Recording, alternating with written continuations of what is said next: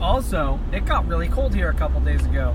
Because when I'll say this. When I worked overnight, and I came back to my car, and it had been sitting there for 20 hours, and I came back, and I went to open it, it was frozen shut. And I don't mean like it's frozen enough that like when you pull on the door, you have to give like a little bit of effort, and then you hear that satisfying like... Yeah, a little bit of a crack, yeah. A little bit of like a crack, and then the door pops open, and you're like, wow, it must be cold out. I mean, like, my car had gotten covered in pine needles and pine cones, because it was a huge amount of wind. Right. Blowing pine cones onto it. It was right under a tree. And then it had been rained on, and then half an inch of ice had formed over the whole car, which has pine needles and pine cones sticking out of it. I mean, it looks like this thing was like in some sort of apocalypse movie where it was like this massive devastation has happened. It was caused by aliens shooting a thing into the thing, and then boom, and then ice storm, and it looked like something from a movie like that. And I was like, dang, I'm gonna have to get into this. So I told the guy I had been working with. We had just both come back from working all night, and of course he laughed because it was hilarious that it was that frozen. So I was like, how am I gonna do this? So that like the top of my door doesn't quite connect with the car. Like there's like a little groove there, like a space in between the door panel and the car panel, roof panel. So you can kind of get your fingers in there and kind of pull a bit, as well as pulling on the door handle. So I'm like getting my fingers in there, and I'm pulling on the door handle, and it ain't giving. Like I'm trying different doors on the car. I'm trying a bunch of different, I'm pulling on the bottom of the door, I'm pulling on the top of the door, like give it a little kick maybe, and then you're trying to pull, you're putting your foot on the car, and you're like holding yourself up on the door, and you're like, I'm gonna break the door handle off if I try any harder. So I went over to the trunk, I popped the trunk with the key fob. Trunk doesn't open, of course, because it's frozen shut. But there's a bigger lip on the trunk, like you've got a bit something a bit more to reef on. So I gave it a good hard pull, and it popped. Like it wasn't as sealed, I guess, as the doors were. And then I look at my trunk, and I'm like, my car is one of those ones where you can get through from the back seat to the trunk. But there's a little thing you have to pull in the back seat to make it open. Make the back seat come down. So that someone can't break into your car if they get the trunk open? Yeah. Okay. Yeah. So I go into the trunk and I try and push on the back seat to make it go down. And of course, the little doohickey that never works is working. And so that's a fail. So I look around in my trunk and I'm like, what is there in here that can help me? Of course, I have a pair of jumper cables in case my car dies. It's not dead, but I can't get in it, so that's a problem. My coworker was very helpful and said, why don't you just smash a window? It was a very funny joke when he said it. I laughed. But then I was like, ooh, I have an axe in my trunk, which sounds a tiny bit like I'm an axe murderer, but I work in forestry, so it's okay. I'm not an axe murderer. Axe tree murderer. I am a tree murderer. I'm sorry. Sorry, all the tree huggers. So yeah, I pulled the axe out of my trunk and I stuck the blade of the axe in that little lip at the top of the door. And I was like, if I get, like, the blade of the axe is very thin at the blade, so I could get it in this part you can kind of get your fingers in. And I was like, this will give me leverage. Right. So I stick the axe in there and I grab the end of the handle and I grab the door handle and then I pull on the door. Right. It doesn't move at all. Pull on the axe. And I start to hear this crack. And it's not like the normal crack. It's like when you're chewing and you can hear the thing that you're chewing breaking in your mouth. I know this might be a little bit disgusting for some people, but it happens, and I think people might know what I'm talking about. Anyway, You're chewing on something, it's like, this is okay, I'm chewing this, and it's great, and all of a sudden you hit something hard. But you didn't expect the hard thing. It's like when you're chewing a peanut butter and jam sandwich made with homemade jam, and then you hit a pit. I don't know if that's ever happened to anyone. It's the worst thing you could possibly experience. But crunchy peanut butter is still good. Yes, crunchy peanut butter is still great. So you're chewing your PB&J sandwich, and then you unexpectedly hit a pit, and it just crunches between your teeth, and you think you hear your teeth pop, and you're like, I'm definitely losing a tooth. It was like that sound, except for the car made it. It was like, I think the whole door is coming off. It's just gonna come off the car and fall onto me. But no, it was fine. It was so incredibly frozen shut. But I pulled on the axe and popped, the door came open, And then I got inside and basically crawled into my front seat from the back door, and then just like kind of like kicked the driver door open. But I'm telling you, man, that thing was stuck. Like, I wasn't just like elbow on the door pushing it. It was like whole body, both legs, like feet across the car, like you're trying to get out of like being trapped in a place. Like you're trying to like open the door of an elevator or something. It's crazy. I don't think that's how you would open the door in an elevator. Yeah, probably not. But you know, I've never been stuck in an elevator. I think personally I would just push the button that says open the door. I assume that that's probably, there's probably a reason why people didn't do that when it's happened to them, but you know, that would be my route.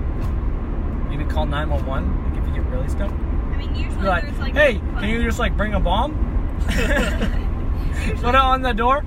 I'll be on the other end of the elevator. Blow it up. Dude, this is what they invented things like the jaws of life for. They have things to pry things open without blowing them up. Do you know what? Why are there any movies about people being stuck in elevators when the jaws of life are a thing? That's true. We've broken all of the logic. Although I think are the jaws of life connected to the fire truck? I have no idea. They might be. I don't know how hydraulics works. Yeah, they're hydraulically powered somehow. So if you're on the elevator and the elevator was on like the 53rd floor, that might be complicated. Oh, There's got to be a mobile jaws of life though. Or maybe they could bring the elevator down to the bottom floor. Maybe, I don't know. Usually there's a button. Just like go up there, zip the cable, elevator come down. Usually there's a button that's like emergency if this doesn't open on most elevators. If it doesn't open, slap that. Boom! Door open. Like or boom! Door explode. One of the two. Also, apparently, in all of the movies, they've taught me that at the top of the elevator, there's a small door. Oh, But what the movies have also taught me is that when you go out of that small door, there's a bad guy with a gun. So don't go out that small door in the roof of the elevator. 100% of the time, I have seen that there is a bad guy with a gun. 100% of the time. So what do you want for Christmas, Judah? What do I want for Christmas? Well, I suppose I never actually made a Christmas list, but things that I asked people for Christmas were music CDs, because at work, in the work truck, we have CD stereo with CD player in it, and no aux cord, no Bluetooth, nothing. It's way too old of a truck, and it's the same deal in my car. So I'm like, CDs, man, they're the bomb. So got a bunch Need to Breathe CDs for Christmas. Same as Garet, I asked for pants, so that was good. Getting some jeans and some sweatpants. And then what else did I ask for? Snacks, food. Need some snacks we can review on the pod. Oh yeah. How about a snack? And then what else on my Christmas list? Some stuff that I didn't actually like ask anyone to buy for me, but stuff that like You kind of want secretly. I kind of secretly want. Rock climbing carabiners. Like real, Yeah, legit ones? like real legit 24 kilonewton with the gate closed, 7 kilonewton with the gate open, 9 kilonewton cross-loaded. I mean, like, I'm familiar with all of that except for cross-loaded. Just means that the ropes are pulling the wrong way on the carabiner. Like they're pulling sideways. Yeah, instead on of pulling long ways, they're pulling sideways. So they're like directly trying to break it open, like break the gate open. Yeah, like one rope's on the gate, one rope's on the back side of it. They're pulling apart. Yeah. Why would you want? Yeah, like that? real legit carabiners, and they have to be at least single locking, like the spin gate. Right. Because I need them for work. And they're very useful for life, like having your keys on and stuff. Because I have one rock climbing carabiner right now. I used to have two, but I lost one of them, and then my other one is getting like old, so I'm not using it for work or anything. It's just for my keys. So I need some more carabiners for work. And do you actually wear a proper harness at all when you're working? Carabiners are more for rigging, like pulling branches down. Oh, right. And we do this thing at work called a zip line, which is where we basically it's a zip line for branches from the top of the tree to the chipper. That's pretty cool. We do not do it often, but it uses a lot of carabiners, and it's super fancy and cool. Get one of those. Get just one of those random trees. And if you want to climb, if you want to be a tree scaler, then you have to have a lot of carabiners. You do wear a harness when you're a tree scaler. You also wear a harness when you're in the bucket truck. And you wear a belt when you're falling. Falling belt is not technically a harness, it's just a belt that holds a bunch of wedges. It's like a tool belt. The bucket harness is a full body fall rest harness, so it doesn't have any carabiners on it except for the one that attaches the full body harness to the bucket, so that in case you yeet yourself out of the bucket, there's this cord that stops you from falling and dying, but when it stops you from falling and dying, it kind of gives you a wedgie. So don't eat yourself out of the bucket. But I mean, that's a good compromise. Wedgie Get or a death. wedgie, don't die. Yeah. And then there's the scaling harness, climbing harness, when you're climbing trees. And that is, it looks kind of like a climbing harness, except for it's beefier. It has bigger equipment hooks on it. And the front of it is basically, it looks like a really beefy, really expensive climbing harness. Like a rock climbing harness, but really beefy and really expensive. So yeah, I don't have that one of those harnesses yet, but I hope to get one sometime, and I will need a lot of carabiners on it to do that job. So need to get some carabiners. That's the start. It's the start of the equipment. So yeah, carabiners. Do you want me to say what I want for Christmas? Yes, you should. Say what you want for Christmas. Alright, I'm gonna get a ukulele. A Yuki. A Yuki.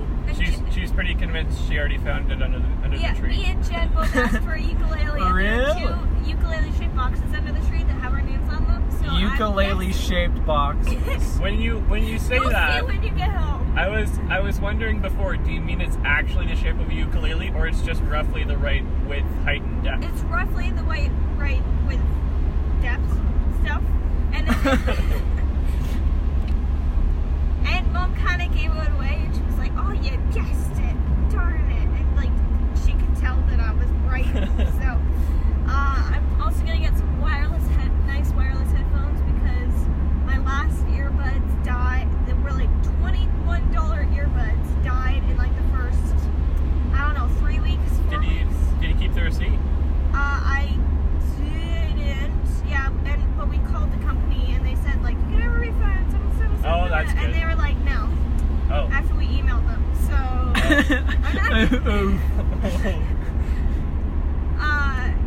That's one thing though where I find they can break really often is headphones or earphones. Yeah. So you just gotta always keep the receipt and take them back. And there's this one thing.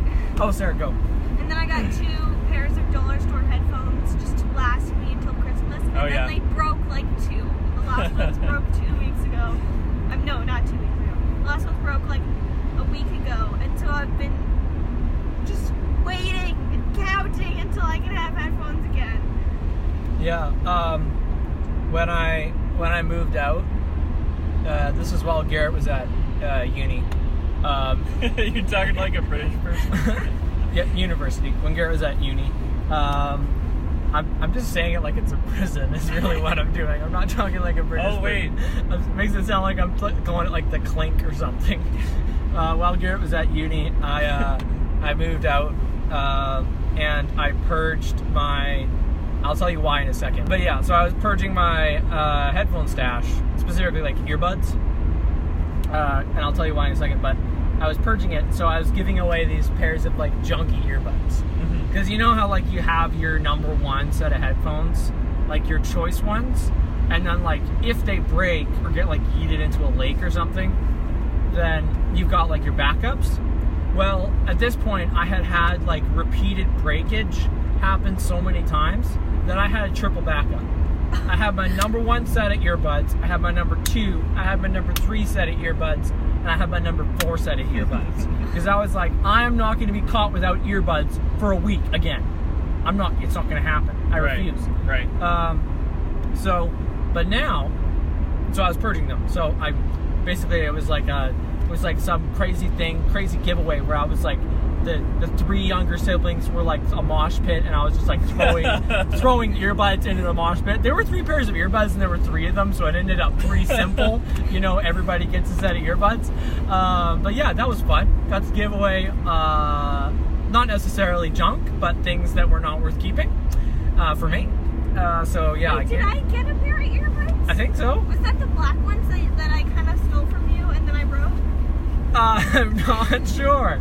I felt like I stole them. Those are and mine I at was one like, point. oh, they broke, and you're like, I don't care. I feel like over time, at some point, like I let someone use my white headphones like a year ago, and then they just became not mine. Like there's some kind of weird adage where it's like if you haven't used them in 6 months and you bought them, they're no longer yours. There's whoever has been using them. That's what happened, but they were black. And those happen with the black ones as well. But now I don't care. And do you know why? It's because I went to I went to Walmart and I bought these headphones, and they were like, "Sir, do you want the like magical warranty?" I forget what they call it, but it's like their magical unlimited warranty Yearly warranty. for headphones. And no, it's not a yearly warranty. It's like a forever thing. So if you break them, you bring this back to the store and we give you another pair. This isn't some scam where you contact the company and they're like, "Excuse me, sir, because you put those in your ears and they're covered in bodily fluids, we cannot replace them. That's illegal."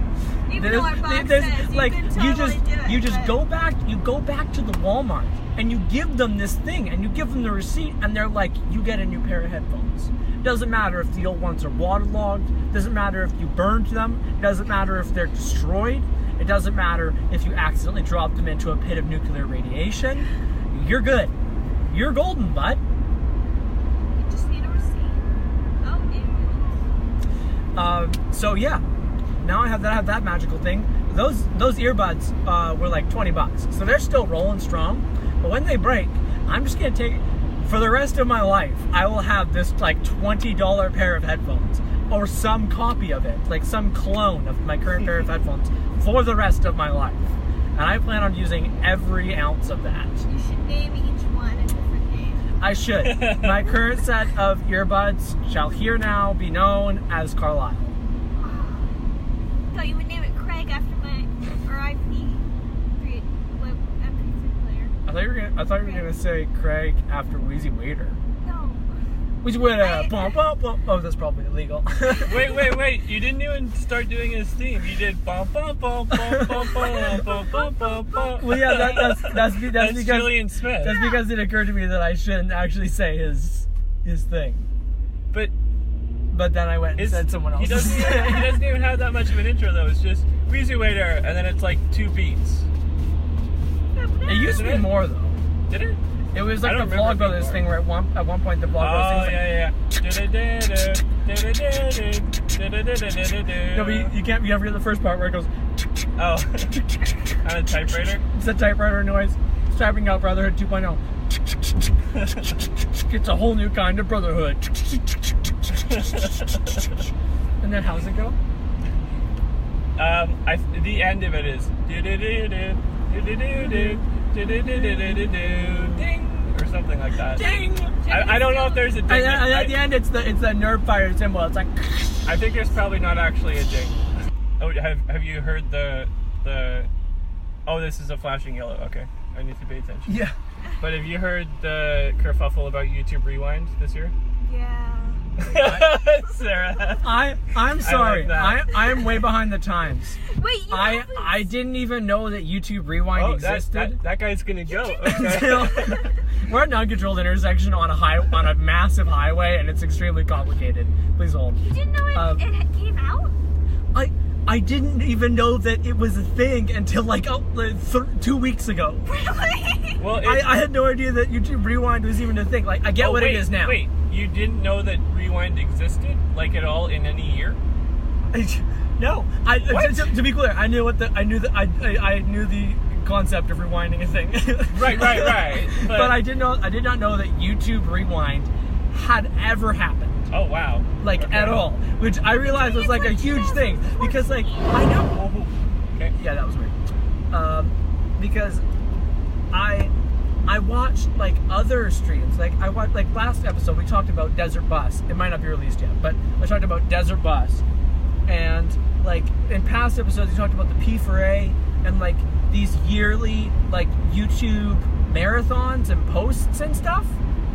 And like the actual YouTube version of that, or some weird take on something vaguely similar that YouTube is doing of that, I did not know even existed.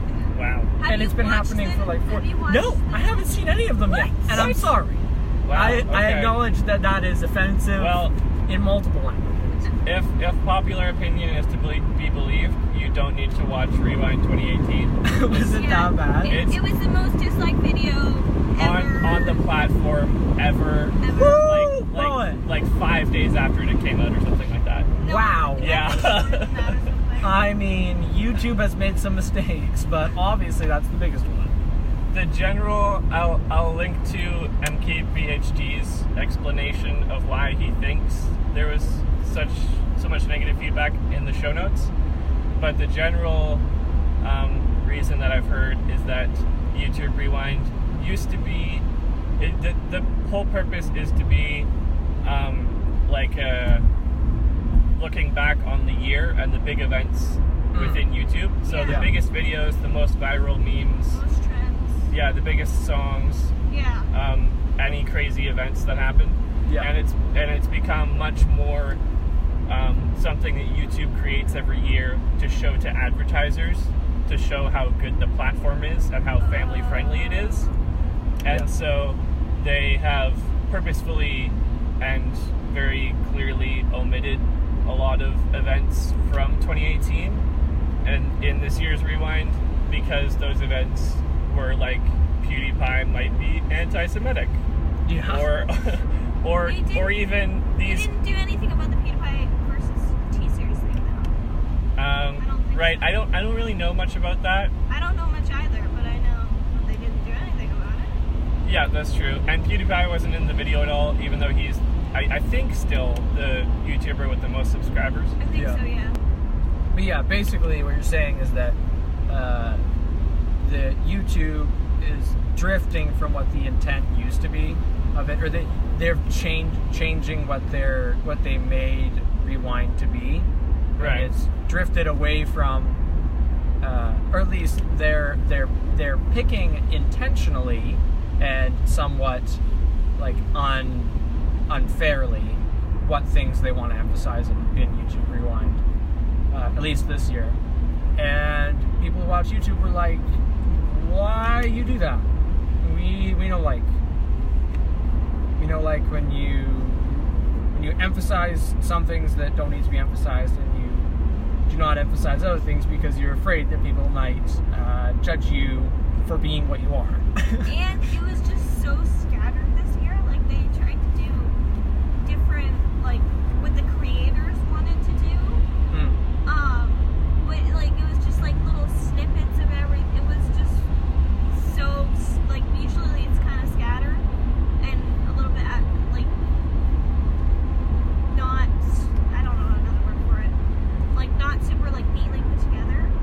Yeah. But this one was just purposely scattered around and messy and Basically, they took something that was by nature slightly chaotic, and they decided to go with the chaotic route, which ended up in being chaos.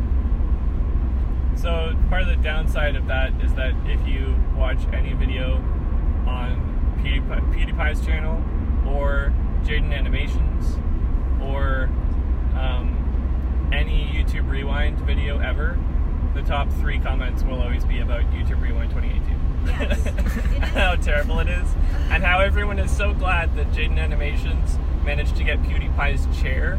Like, Yeah. Wait, what? So there's this You YouTube need channel. to catch There's up this on YouTube this. channel called Jaden Animations that does cool animations. You've heard of the Odd Ones Out, right, Judah? Yeah. It's Yeah, like she that. does a very similar style to the Odd Ones Out, and there are a few other channels who do a very similar style to that. And she was in YouTube Rewind, and PewDiePie wasn't. And I assume it was on purpose. She put PewDiePie. She was in the video. She is riding PewDiePie's chair and like spinning around in it. And as a result, on her next video, the top like 10 comments were all, "Thank you so much for taking his chair." Yeah, for putting PewDiePie's chair in YouTube Rewind. And there was just no discussion about the actual new video that she posted. It was just like glorifying PewDiePie's chair. And I figured out the reason why is because PewDiePie did a review of YouTube Rewind in which he commented on it. And anyways. So they didn't include what is most likely still depending on how you measure it, but in almost every measurable way, the most popular YouTuber.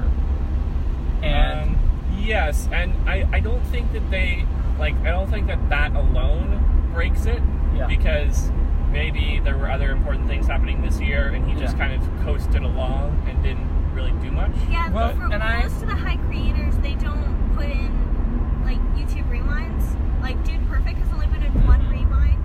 Yeah. And it's just because they don't have a big event that happened that year. Usually they just put in the people who like big stuff happened or they got really huge that year. But that being said, some of the people that were in there and have been there like in the past 3 years are talk show hosts that happen to have their videos on YouTube. Which again is because YouTube is trying to show it to advertisers and be like, we're normal. Yeah. They're kind of trying to appeal to old school media, because YouTube is like this new platform on which to advertise, and they're in a way, at least part of what they're doing is they're trying to show old school advertisers who put ads on TV that they are a reliable platform on which to advertise, and that it's worth it. They're a valuable platform on which to advertise. And what they're doing to try and prove that is they're trying to prove that YouTube is not just all recycled Vine compilations and unappropriate content. So they're trying to emphasize the people who are making appropriate content, which is, I don't want to say that that's not PewDiePie or specifically anyone else, but I think that they are intentionally emphasizing the creators that are making family-friendly content. And to be honest, not all the content on YouTube is family-friendly. No. I mean, there are, at least if you think of family-friendly as like no nudity, little to no swearing, and like not a ton of inappropriate jokes, then there are some creators that are just not that. There are a bunch of creators that just choose to swear a lot in their videos, and with YouTube being like being a platform where you're allowed to do that, and you're allowed to a certain extent be who you want to be on YouTube and make the content you want to make within the community agreement. They're allowed to do that, and YouTube is choosing to not emphasize them.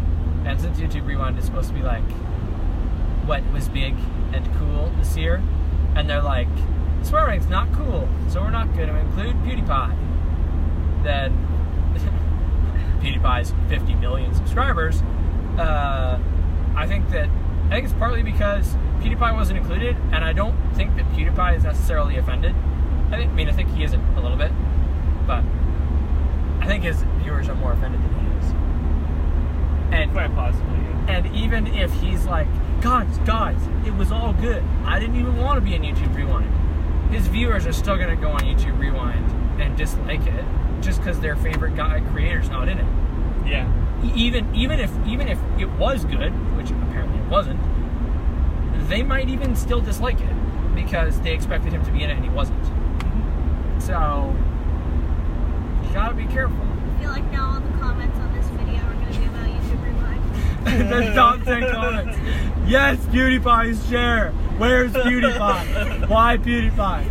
Next thing you know, like just people, just massive amounts of comments on the pod, all about PewDiePie's chair, and yeah. Nothing about the Ranch Bugles. It's all goodbye. Nothing about Ranch Bugles. Nothing about the pod. Nothing about Christmas gifts or pants or cycler's sock. What else Just- can we talk about? Just all comments about like YouTube Rewind sucked. PewDiePie's chair. PewDiePie's chair should have his own channel. Nothing about Would earbuds. totally sub. There's a video of his chair sitting there.